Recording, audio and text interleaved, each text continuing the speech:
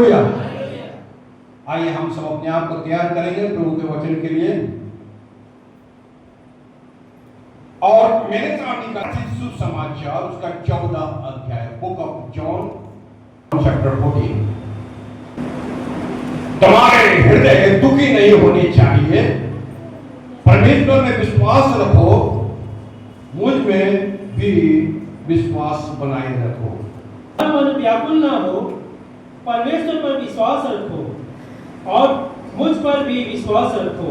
तुम्हारा मन व्याकुल ना हो, तुम परमेश्वर पर विश्वास करते हो, तो यीशु ने कहा मुझ पर भी विश्वास करो।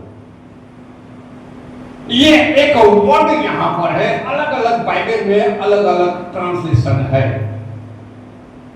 और जो आज का विषय जो है वो है व्याकुल, परेशान, निराश, हताश, टेंशन, मुंह लटक जाना। अलग अलग बाइबल में जो है अलग अलग तरह का जो है वो ट्रांसलेशन है। और जो ये पुराना ट्रांसलेशन जो आया है जहां पर लिखा हुआ तुम्हारा मन व्याकुल ना हो, ये यीशु बोल रहा। उसका मतलब जो है वो जानता है कि मनुष्य का हृदय, मनुष्य का मन जो है वो कभी न कभी व्याकुल होता है। दुनिया में ऐसा कोई व्यक्ति नहीं है जो हताश, उदास, दुखी, व्याकुल नहीं होता है, हर कोई होता है। ऐसा कोई व्यक्ति नहीं है जो बीमार नहीं होता है, बीमार होता है। दुनिया में ऐसा कोई व्यक्ति नहीं है जो पाप नहीं किया है। आप जानते हैं जब जो है परमेश्वर का दास जब यहां से प्रचार करता है तो पाप के बारे में प्रचार करता है, जबकि वो खुद ही पाप किया होता है। यस और नो? अगर नहीं तो परमेश्वर वचन आता है सबने पाप किया, तो सबने में सुसमाचार सुनाने वाला भी पापी है। जो है आपको सुसमाचार देता है तो जो है वो आपको बोलता है कि आपका धार्मिक जीवन होना चाहिए, जबकि वो खुद धार्मिक नहीं है। क्यों? क्योंकि वचन बोलता है कोई धर्मी नहीं, एक भी नहीं। ठीक है ना? कभी कभी लोग जो है ताल ठोक करके जो है दूसरा को शिक्षा देता है, जबकि खुद शिक्षित नहीं है। कितना सच बात है, लोग स्वीकार नहीं करता है। यहां पर जो है लिखा है कि तुम्हारा मन, मतलब मनुष्य को बोल रहा है तुम्हारा मन व्याकुल ना हो। उसका मतलब है मनुष्य का मन जो है, अर्थात मनुष्य जो है परेशान होता है, मनुष्य जो है दुखी होता है, मनुष्य जो है व्याकुल होता है, मनुष्य जो है उसका चेहरा उतर जाता है, मनुष्य को कष्ट होता है, मनुष्य को तकलीफ होता है। जितना पढ़ा भी परमेश्वर का दास क्यों ना हो जाए, पर तो हम पाएंगे उनके लाइफ में भी व्याकुलता है, उसके जीवन में भी तकलीफ है। जैसे आम जनता, आम लोगों के साथ होता है, वैसे परमेश्वर के दास के साथ भी होता है। तब ना यीशु ने कहा तुम्हारा मन व्याकुल ना हो। तुम तो परमेश्वर पर विश्वास करते हो ना, और जब तुम परमेश्वर पर विश्वास करते हो तो उस पर भी विश्वास कर लो। क्योंकि जो है हर व्यक्ति का अलग अलग व्याकुलता होता है। हर आदमी का सेम टेंशन नहीं है, हर आदमी का, हर मनुष्य का सेम क्लेश नहीं है। हर आदमी का अलग तरह का जो है व्याकुलता है। हर व्यक्ति का अलग तरह का व्याकुलता है, अलग तरह का निराश है, अलग तरह से परेशान है। मेरे साथ निकाल ले उत्पत्ति की पुस्तक उसका 4 अध्याय का और उसका 5 पद, वरन 3 से पाएंगे। और जो है कैन ने भेंट चढ़ाया और हाबिल ने भी भेंट चढ़ाया।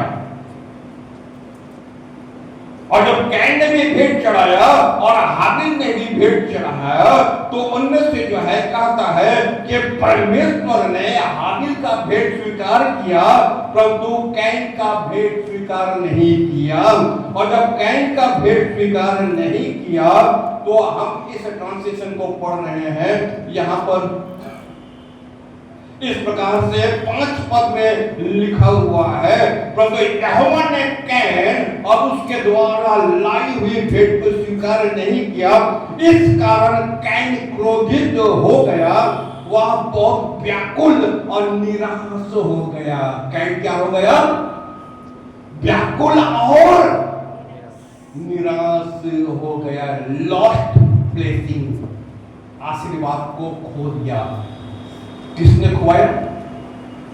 कोई अलग मनुष्य उसको जो है व्याकुलता में लाया, कोई दूसरा व्यक्ति उसको परेशान किया, कोई दूसरे व्यक्ति के कारण वो निराश हुआ नहीं ना,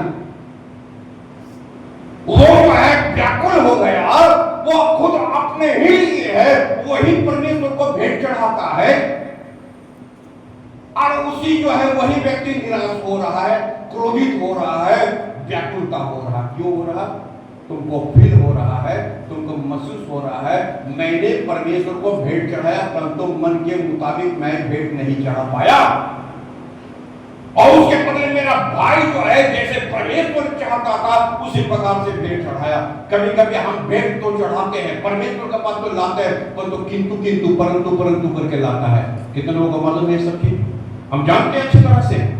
हमारी इस मंडली में भी कितने ऐसे लोग हैं जो कि टैक्स देता है, 10% देता है, बड़ी ईमानदारी से दे रहा, बड़ी ईमानदारी से परमेश्वर के सामने भेंट चढ़ा रहा, आज भी चढ़ा रहा, आज भी ला रहा। अब बहुत सारे लोग जो है वो बड़ा किंतु किंतु करके वो खुद ही व्याकुल हो रहा है, वो खुद ही परेशान हो रहा, वो दे भी रहा और परेशान भी हो रहा है। आपको मालूम है सब चीज? आप सोचेंगे पास्टर कैसे मालूम है? क्यों नहीं मालूम है? वचन पढ़ के मालूम हो गई। तो कहीं जो है वो भेंट भी चढ़ा रहा और व्याकुल भी हो रहा और गुस्सा भी हो रहा। ठीक है ना?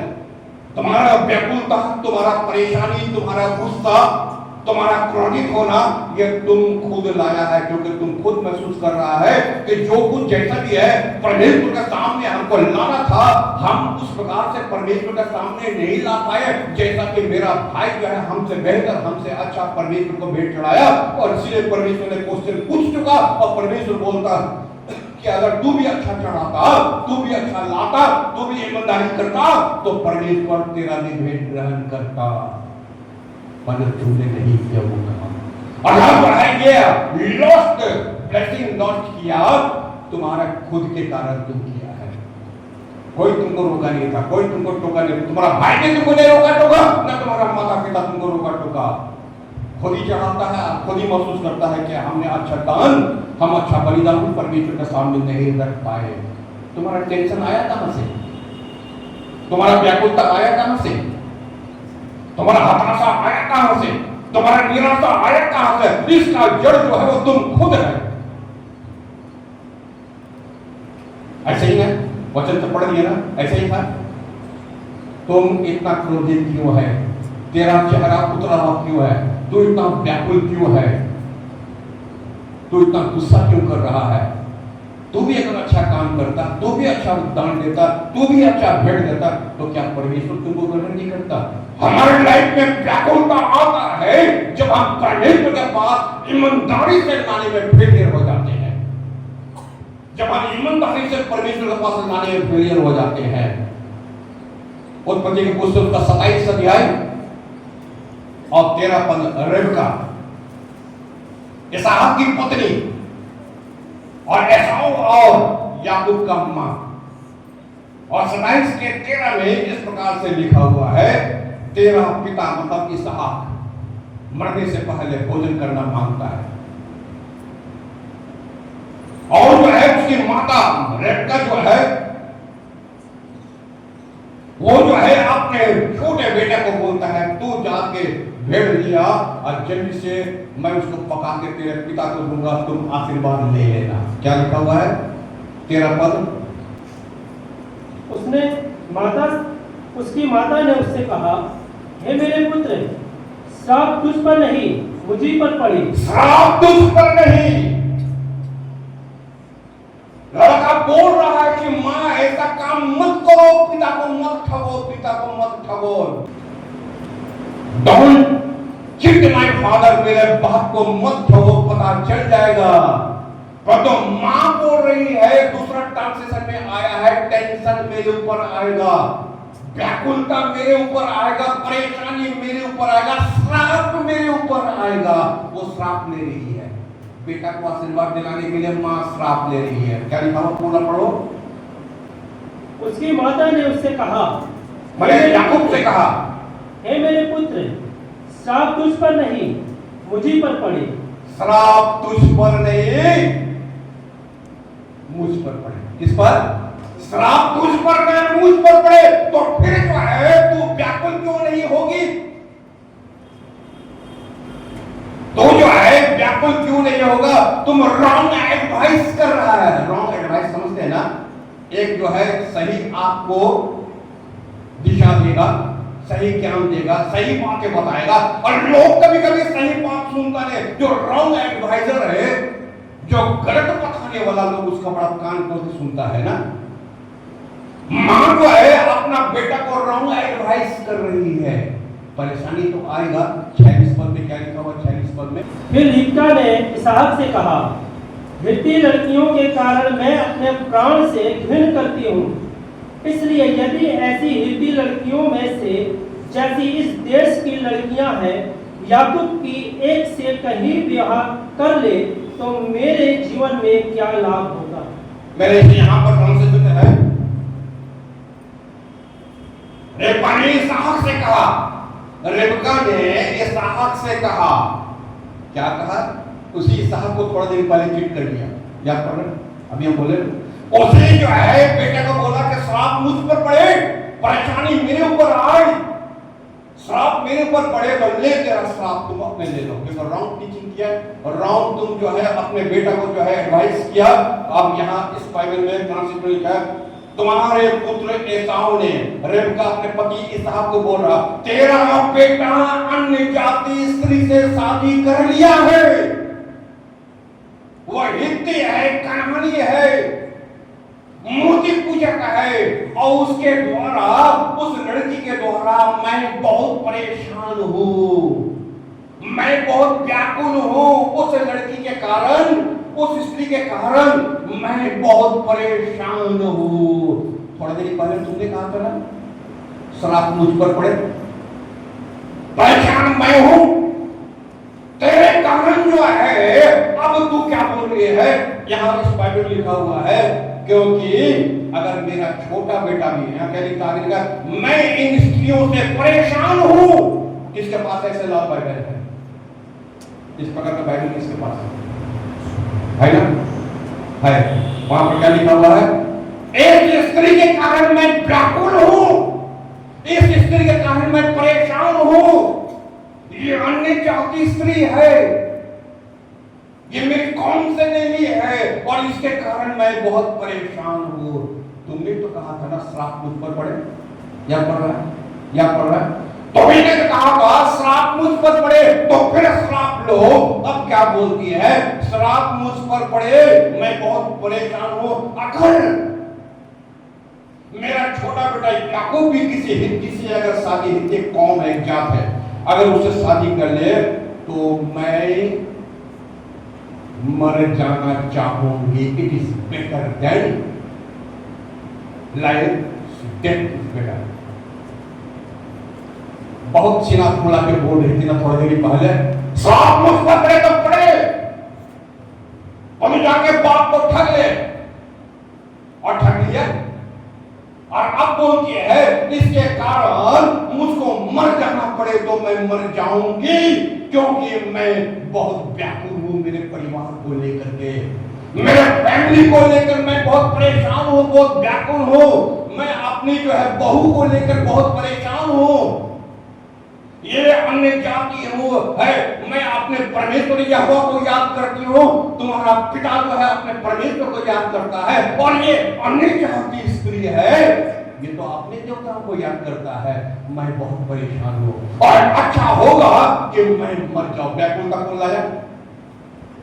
टेंशन कौन लाया? कौन घर में टेंशन घुसाया? टेंशन आया कहां से? टेंशन तुम लाया, क्योंकि तुमने कहा है रॉन्ग डिसीजन तुम लिया था, गलत निर्णय तुम लिया था, अपने लड़के को गलत निर्णय तुम लिया था। अब परिणाम स्वरूप जो है अभी तो मौत के नजदीक पहुंच गया है। गिनती के पुस्तक उसका 11 अध्याय, गिनती के पुस्तक उसका 11 अध्याय और उसका 10 पद। गिनती के पुस्तक 11 अध्याय के और उसका 10 पद में इस प्रकार से लिखा हुआ है, मूसा ने हर एक परिवार के लोगों को अपने खेमों के द्वारों पर खड़े शिकायत करते सुना। यहोवा बहुत क्रोधित हुआ, इससे मूसा बहुत परेशान हो गया। इससे मूसा बहुत परेशान हो गया। इससे मूसा जो है व्याकुल हो गया, क्योंकि जो लोग हैं सब लोग जो है मेरे खेमे में आकर के कंप्लेन कर रहा है। आप जानते कंप्लेन आया कहां से? सेका कौन? 4 पद में लिखा हुआ, इस्राएल के लोगों के साथ जो विदेशी मिल गए थे। इस्राएल के लोगों के साथ कौन मिल गया था? विदेशी मिल गया था। और विदेशी आकर के, विदेशी समझते हैं ना, फॉरेनर, हाँ सिर हिलाना थोड़ा सा, तो हमको लगेगा तुम तो सुन रहा, ठीक है ना? नहीं तो ऐसा लगेगा, फिर ऐसे लगेगा तो सो गया ना, क्या हो गया ना, चलेंगे ऊपर, थोड़ा मुंडी हिलाना, ठीक है ना? इस्राएल के लोगों के साथ विदेशी मिल गया था। अभी यहां पर क्या बोलता है? इस्राएली लोगों के साथ विदेशी मिल गया और विदेशी सेक दिया। कभी कभी आपके चर्च में कोई नया जन आता है या पुराने जन आता है, उसको जाकर सेक देता है, ठीक है ना? ऐठे मती आइए, इधर तो कौन किधर है, ठीक है ना? उसको नहीं बोलेगा कभी।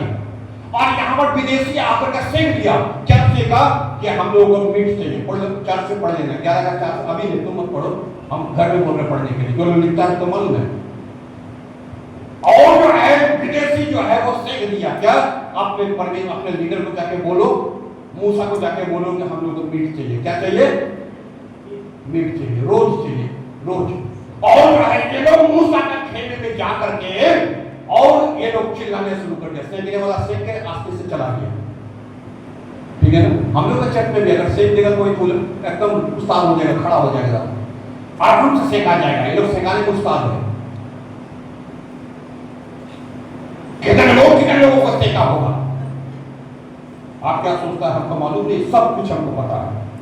कुछ आत्मा से पता चल जाता है, कुछ करतूत से पता चल जाता है, कुछ व्यवहार से पता चल जाता है, ठीक है ना?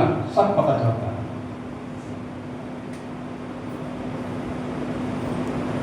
और जाकर जो है सुलेमान को सेक दिया, ठीक है ना? मैंने जाके फूंकी दे, क्या फूंकी दिया? आप बाइबल को पढ़ो। और ये लोग जो है विदेशी और देशी, एक पोल्ट्री मुर्गी, एक देशी मुर्गी, ये दोनों मिल गया, एक देशी और विदेशी दोनों मिल गया। और दोनों मिलकर क्या हो गया? मूसा के खेमे में चला गया और बोलता है मूसा के पास, हम लोगों को जो है मीट चाहिए। मूसा क्या बोलता है? यहां लिखा हुआ क्या? मूसा परेशान हो गया, मूसा जो है व्याकुल हो गया, मूसा परेशान हो गया। और मूसा जानते गुस्सा में क्या बोला? हेलो। और परमेश्वर बोलता है क्या इन लोगों का बाप हमें जिसको हम मीट खिलाएंगे? कभी कभी लोग गाली दे देते ना। तो यहां जो है ये मूसा बोलता है क्या मैं परमेश्वर, क्या मैं इन लोगों का बाप हूं कि जो लोग जो है हमसे मीट मांग रहा है? तो परमेश्वर बोलता तुम परेशान मत हो, तुम व्याकुल मत हो, तुम टेंशन में मत आओ, इन लोगों को मीट हम खिलाएंगे, ठीक है ना? सही बात है ना? 2 विदेशी मिल गया, एक देशी एक विदेशी, और मिलकर के जो है अपना लीडर का दिमाग खा रहा है। जो उनको अगवाई करते हुए लेके चले आ रहा है।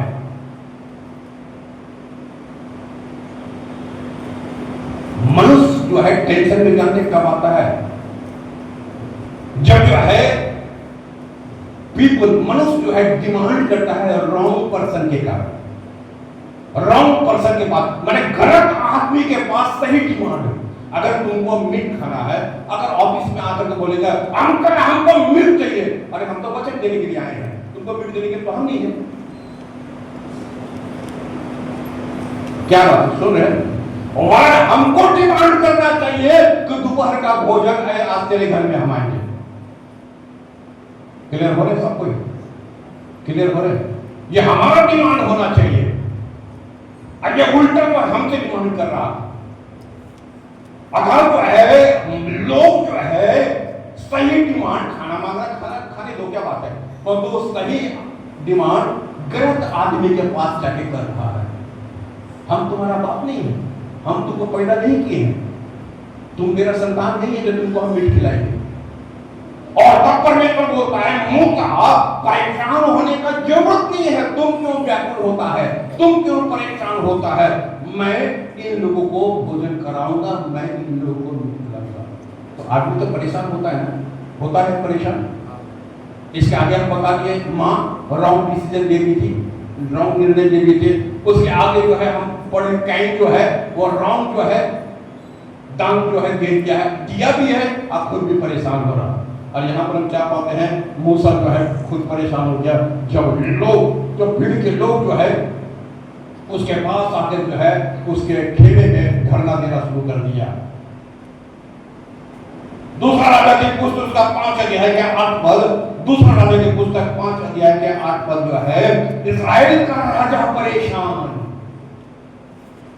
इस्राएल का राजा जो है वो परेशान। ये उस समय की घटना है जब नमान कोढ़ी को अराम देश का राजा जो है भेजा था एक चिट्ठी लिख करके, इस्राएल के राजा को अराम देश का राजा चिट्ठी लिखा और चिट्ठी लिख करके कहा कि मैं अपना सेनापति नमान कोढ़ी को भेज रहा हूं, तुम्हारा देश में यरदन नदी है, उसमें डुबकी लगाने के लिए उसका सहायता करो, पढ़ो।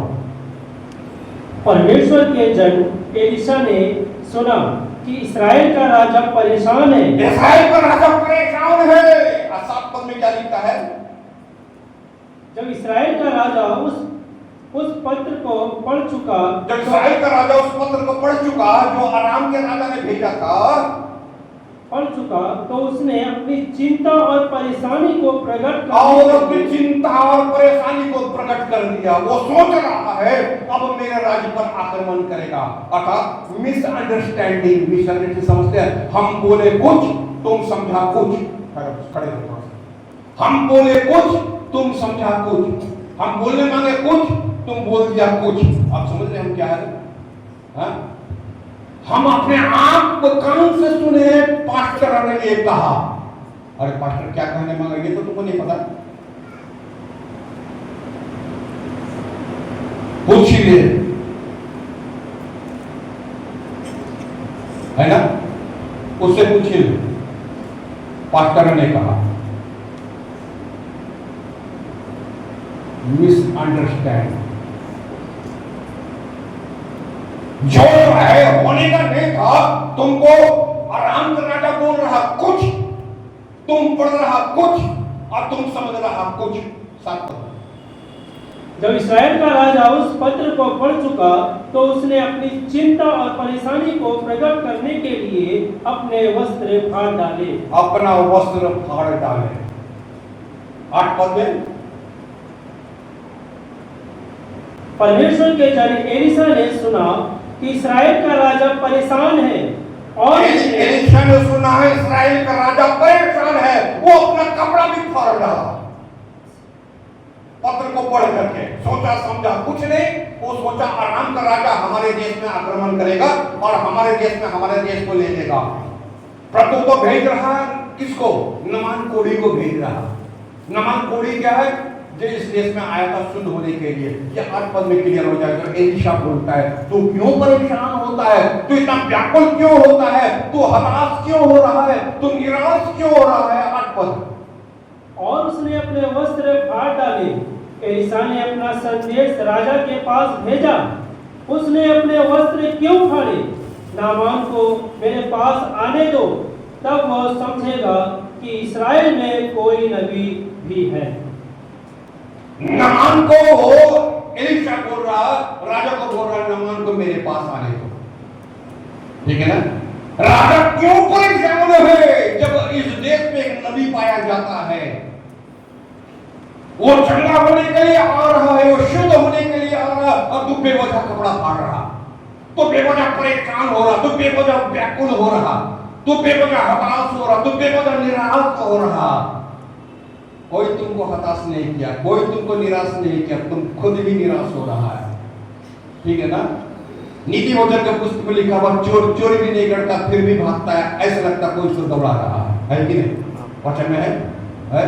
चोर चोरी भी नहीं करता फिर भी भागता है, उसको लगता है कि कोई उसको दौड़ा रहा। कौन दौड़ाएगा? तो खुद ही चोर लेकर भाग रहा, तुमको कौन दौड़ाएगा? तो यहां पर क्या बातें हैं? इस देश में एलिशा बोल के कोई नबी है, भविष्यवक्ता है, जो है वो कौन को ठीक कर सकता है। कौन तेरे राज को लेने के लिए नहीं आ रहा है? क्यों तू कपड़ा फाड़ रहा है? कोई तेरे राज को लेने के लिए नहीं आ रहा है। वो तो चंगा होने के लिए आ रहा है, वो तो चंगाई के लिए आ रहा है। मेरे पास भेज, तो परेशान मत और राजा परेशान होने की जरूरत नहीं है। अब हम उसके आगे हम बात कर पाते हैं कि नामान एलिशा के हाथ से चंगाई होकर के अपने देश वापस गया। उसका एक अध्याय के 20 पद। अय्यूब ने जब यह सुना तो उसने अपने कपड़े फाड़ डाले, और यह दर्शाने के लिए कि वह दुखी और व्याकुल है। वो दुखी और व्याकुल है। कौन? अय्यूब।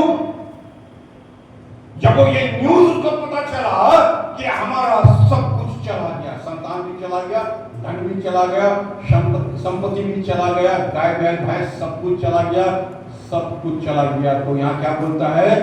ये सब होते देखकर अय्यूब जो है वो क्या हो गया? व्याकुल हो गया। यहां पर हकीकत में व्याकुलता की बात है, टेंशन की बात है, परेशान होने के बाद। इसके आगे जितना बताया गया बेवजह में लोग व्याकुल परेशान होता है, यहां पर समझ में आता है। 20 पद पढ़ा ना? अगर 13 से तो अभी हम बताए दिए हैं। यहां समझ में आता है एक आदमी जो है अगर व्याकुल हो रहा क्योंकि उसका पूरा परिवार नाश हो गया।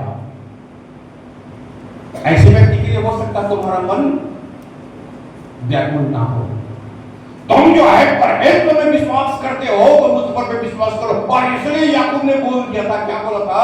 मुझे निश्चय है मेरा छुड़ाने वाला जीवित है और अंत के दिनों में पृथ्वी में खड़ा होगा। हम तो संसार होने के नाते हम व्याकुल हो रहे हैं, परेशान हो रहे हैं, क्योंकि हम सभी संसार में रहते हैं। संसार में मेरा परिवार है, मेरा घर है, मेरा द्वार है, मेरे पत्नी है, मेरा बच्चा है, सब कोई है। तो इसमें व्याकुलता की तो बात है। हम बोले ना, हर व्यक्ति व्याकुल होता है, हर व्यक्ति परेशान होता है, हर व्यक्ति को दुख होता है, हर व्यक्ति को तकलीफ होता है। कोई ऐसा व्यक्ति नहीं जिसको तकलीफ नहीं होता है। मत्ती सुसमाचार 2 अध्याय के 3 पद में इस प्रकार से लिखा हुआ है, जब सुना कि नया राजा पैदा हो गया है तो हेरोदेस बहुत व्याकुल हुआ। 2 का 3। जब राजा हेरोदेस ने यह सुना, वो बहुत बेचैन हुआ।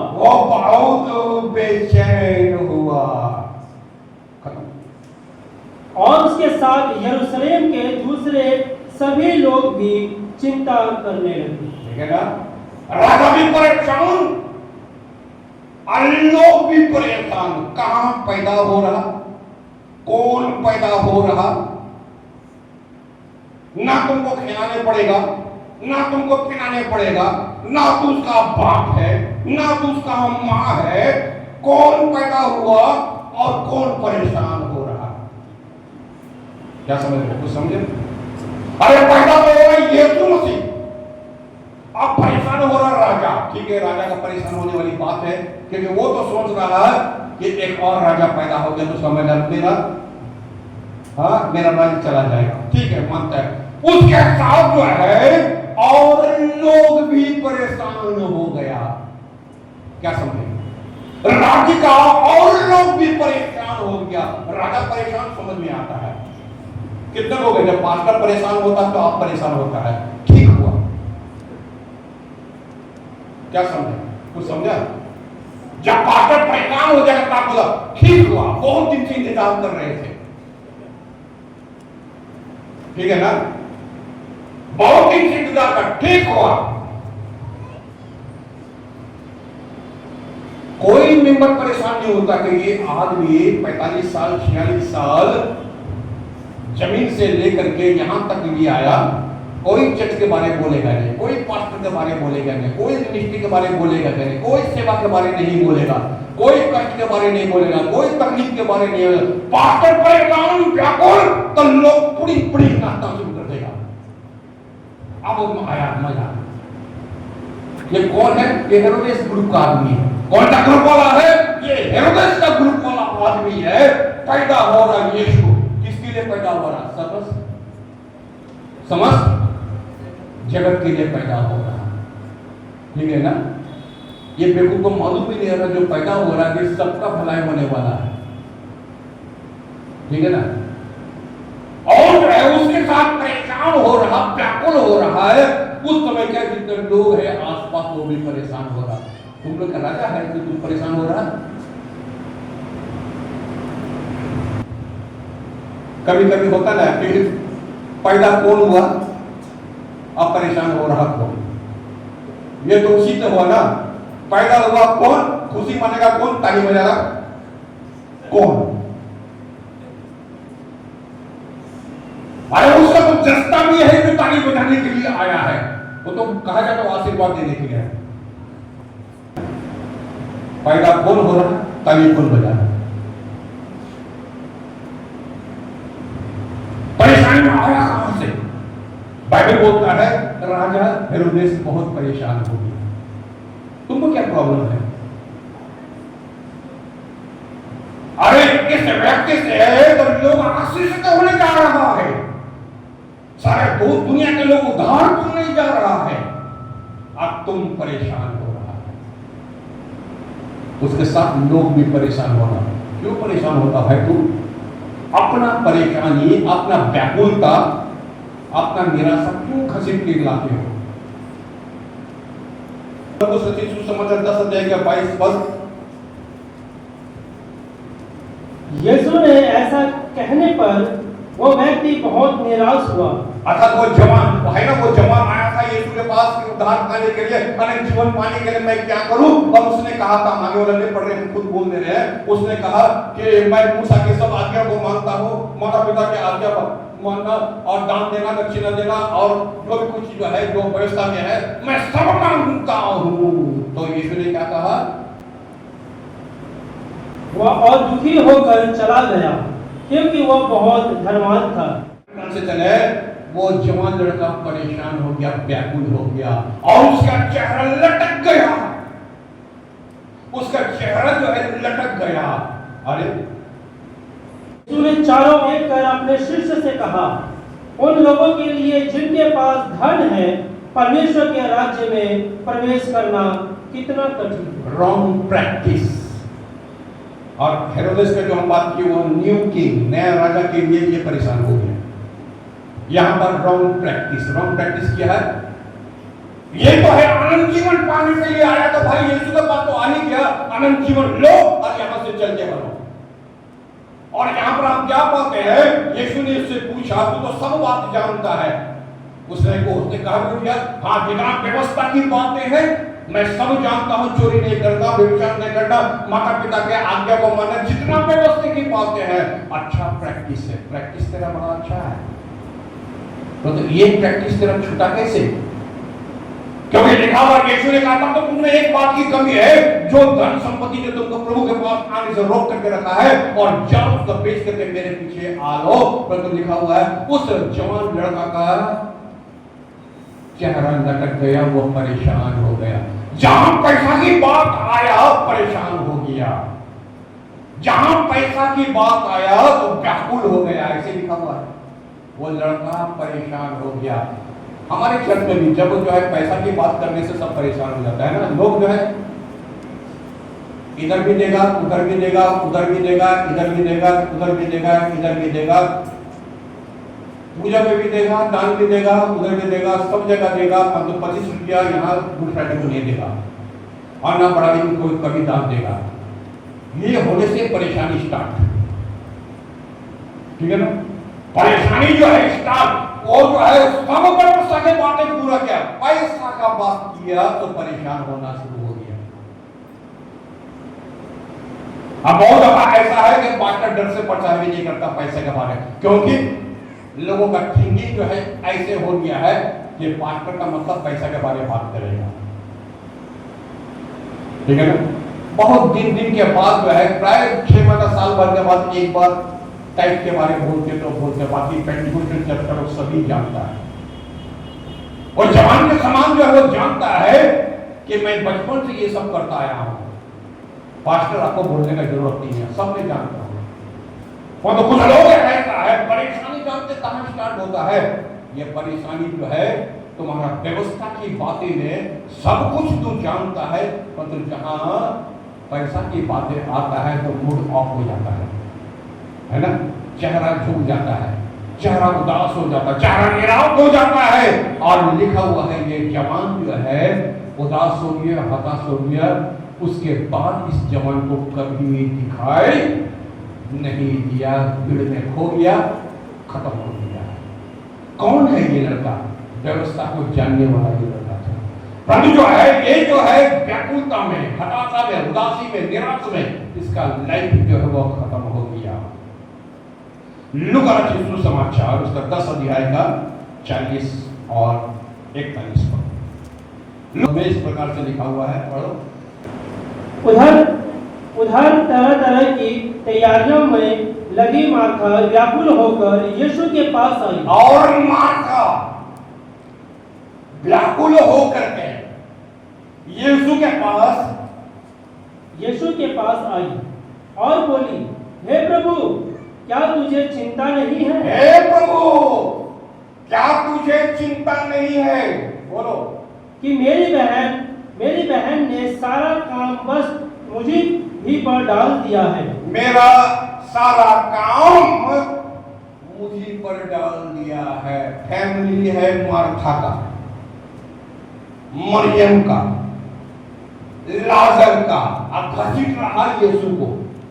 क्या समझे? कुछ समझे?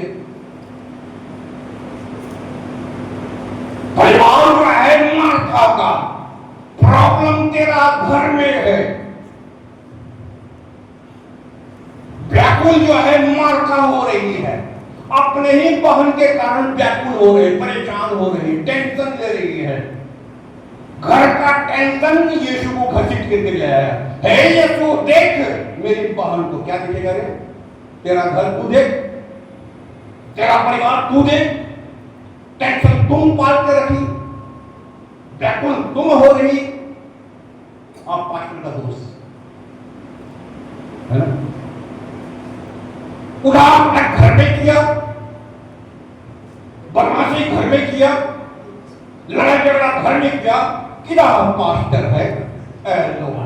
हम कहां कलकत्ता में बैठे हुए हैं और तो एक से बोली रहा किदा पास्टर है। क्या बात है रे भाई? माता बोल रही है, हे प्रभु देख, मैं व्याकुल हो रही हूं, मैं टेंशन में आ गई हूं, मैं चिंता में हो गई हूं। मेरी बहन तेरी तो बहन है, वो कोई काम नहीं करती, काम तो मैं करती हूं। तो करना, तेरा घर है, तुम नहीं करेंगे। प्रॉब्लम तेरा, घर तेरा, परिवार तेरा, टेंशन तेरा, व्याकुलता तेरा। अब घसीट रहा हमको। घर का प्रॉब्लम, परिवार का प्रॉब्लम, घर की व्याकुलता। आप बच्चों को अंडरलाइन करेंगे जरूर, आप घर में जाकर पढ़े। आप घर में नहीं पढ़ेंगे तो आप जो है हमेशा किसी पर किसी दोष लगाते रहोगे।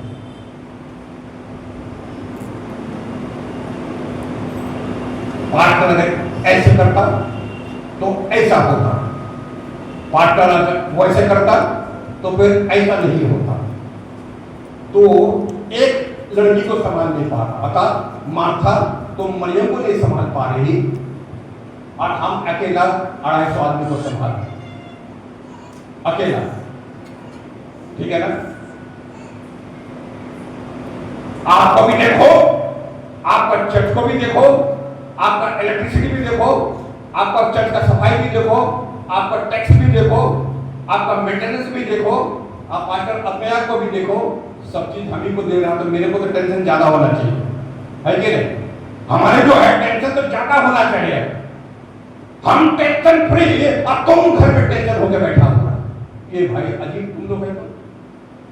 हे प्रभु, मार्था टेंशन है, परेशान, व्याकुलता में, हे प्रभु मेरे बहन को देख, उसके कारण मैं परेशान हूं। क्यों परेशान हो रहा हूं? तुम्हारा घर का प्रॉब्लम है, तुम परेशान हो ना, आओ ना प्रेयर के साथ, प्रार्थना के साथ, प्रभु के साथ। क्या परमेश्वर ने कैन को नहीं कहा अगर तू अच्छा करता तो तेरे साथ भी अच्छा ही होता, तो जो है अच्छा करता तो तेरे साथ भी अच्छा होता। हेरोदेस परेशान है, उसके साथ और आदमी भी परेशान हो जाएगा, हमको जरूरत नहीं है। तो सब कुछ जानता है, पूरा व्यवस्था जानता है, और तो ये नहीं जानता है कि परमेश्वर के पास आने के लिए करना क्या पड़ता है, ये नहीं जानता है। तुम्हारा घर का परेशानी तुम पास्टर में उतारता है, घर का परेशानी मार्था मरियम पर उतारो ना, तुम यीशु पर उतारता है।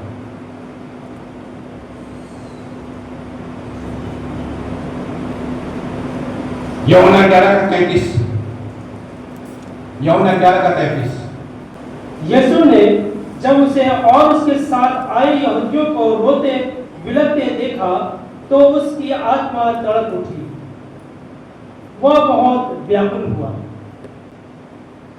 यीशु जब क्रूस की ओर जा रहा था तो बहुत सारे लोगों को रोते और बिलखते हुए देखा, और जब रोते और बिलखते हुए देखा तो अब जो है व्याकुल कौन हो रहा है? यीशु हो रहा है। ध्यान से सुनो, यहां व्याकुलता किसका? परेशानी में वो परेशान नहीं हो रहा, लोग जब रो रहा है यीशु को देख करके, तब यीशु क्या हो गया? व्याकुल होता है। बोले ना, हर आदमी व्याकुल होता है। मत्ती 26 उसका 39। फिर थोड़ा आगे बढ़ने के बाद वो धरती पर झुककर प्रार्थना करने लगा। गैसमनी बगीचे का वर्णन है, जब यीशु क्रूस से चढ़ जाने का पहले जब गैसमनी बगीचे में प्रार्थना कर रहा था तो वहां थोड़ा आगे बढ़ने के बाद उसने कहा, हे मेरे परमेश्वर, हे मेरे परम पिता, यदि हो सके तो ये यातना का ये प्याला मुझसे टल जाए। हाँ, दूसरा दर्शन में है वो बहुत व्याकुल हुआ, वो जो है बड़े दुखी हुआ, हो सके तो ये कटोरा मेरे सामने से टल जाए, क्योंकि वह इंसान है। इन द सेम टाइम ईश्वर भी है और इंसान भी है। अभी मनुष्य होने के नाते जब उसको पता चल रहा अब मेरा मृत्यु होने वाला है तो वह बहुत व्याकुल हुआ। कौन मरना चाहेगा? कोई नहीं मरना चाहता, चींटी भी मरना नहीं चाहता। यहाँ पर क्या होता है? यीशु की व्याकुलता अपने जीवन के लिए, जब अपने जीवन के लिए वो व्याकुल हो रहा तो मेरे और आपके जीवन के लिए कितना व्याकुल होता होगा परमेश्वर। तब ना हमने और आपके लिए क्रूस पर अपना प्राण दिया। 27:19, मत्ती 27:19। पिलातुस जब न्याय के आसन पर बैठा था, पिलातुस जब न्याय के आसन पर बैठा था तो उसकी पत्नी ने उसके पास एक संदेश भेजा, उस सीधे सच्चे मनुष्य के साथ कुछ मत बैठना। मैंने उसके बारे में एक सपना देखा है जिससे आज सारे दिन में बेचैन रही। आज सारा दिन में बेचैन थी। पिलातुस की पत्नी बोल रही है, जबकि यीशु से तक कोई लेना देना नहीं है, परंतु वो बोल रही है मैंने स्वप्न देखा, ये व्यक्ति धर्मी व्यक्ति है। वो अपने पति को चिता रही है कि इस व्यक्ति के ऊपर हाथ मत डालना। ये आदमी जो है, ये व्यक्ति जो तेरे कोर्ट में आया है, ये धर्मी व्यक्ति है। इस व्यक्ति से बहुत सारे लोगों को फायदा हुआ है। ये वो व्यक्ति है जिससे पूरे संसार में फायदा होने जा रहा है। इस व्यक्ति के कारण मैं बहुत व्याकुल हूं, मैं बहुत परेशान हूं। इस आदमी पर हाथ मत डालना। कौन बोल रहे हैं? पिलातुस की पत्नी बोल रही है। उसको क्या लेना देना है यीशु से? उसको जो है क्या लेना देना है यीशु से? और न लोगों से उसको क्या लेना देना है? परंतु वो व्याकुल करते किसके लिए है? वो व्याकुल है एक धर्मी व्यक्ति के लिए। क्योंकि वो ही द राइचस पर्सन, वो जो है धर्मी आदमी है। गलत आदमी तो डाकू और है, उसको क्रूस पे चढ़ाओ कोई परेशानी नहीं, ठीक है ना? तब जो है ये व्यक्ति क्रूस पर नहीं जाना चाहिए, जिसके कारण मैं बहुत व्याकुल हूं, मैं बहुत परेशान हूं। हर व्यक्ति का व्याकुलता परेशानी अलग है। इसलिए यीशु ने कहा तुम्हारा मन व्याकुल ना हो सकता है। इंसान यीशु भी व्याकुल हुआ, पिलातुस की पत्नी भी व्याकुल हुई, कैन भी परेशान व्याकुल हुआ, रेबका भी परेशान, याकूब भी बहुत व्याकुल हुई, मूसा भी परेशान हुआ, इस्राएल का राजा भी व्याकुल हुआ जब नमान वहां आया। अय्यूब भी परेशान हुआ जब पूरा परिवार मारा गया। हेरोदेस भी परेशान हुआ कि जब राजा पैदा हुआ नया। जवान भी परेशान हुआ जो अनंत जीवन पाने के लिए आया। मार्था भी परेशान हुई अपने बहन के कारण। और पूरा यहूदियों को देखते हुए जब यीशु क्रूस पर जा रहा था, औरतें रो रही थी, वहां भी यीशु परेशान हुआ। परेशान व्याकुलता हर मनुष्य का लाइफ में, हर मनुष्य के जीवन में है। परंतु कुछ व्याकुलता हम खुद लाते हैं। आप खुद जो है स्वाभाविक है। आप खुद कुछ जो ऐसा है कि हम उस व्याकुलता को परमेश्वर यीशु के हाथ में छोड़ सकते हैं। कि उसने खुद कहा तुम तो परमेश्वर पर विश्वास करते हो ना, मुझ पर भी विश्वास करो, देखो मैं तुम्हारे लिए तुम्हारी व्याकुलता दूर करता हूँ कि नहीं। परमेश्वर इस सुने हुए वचन पर आशीष प्रदान करें।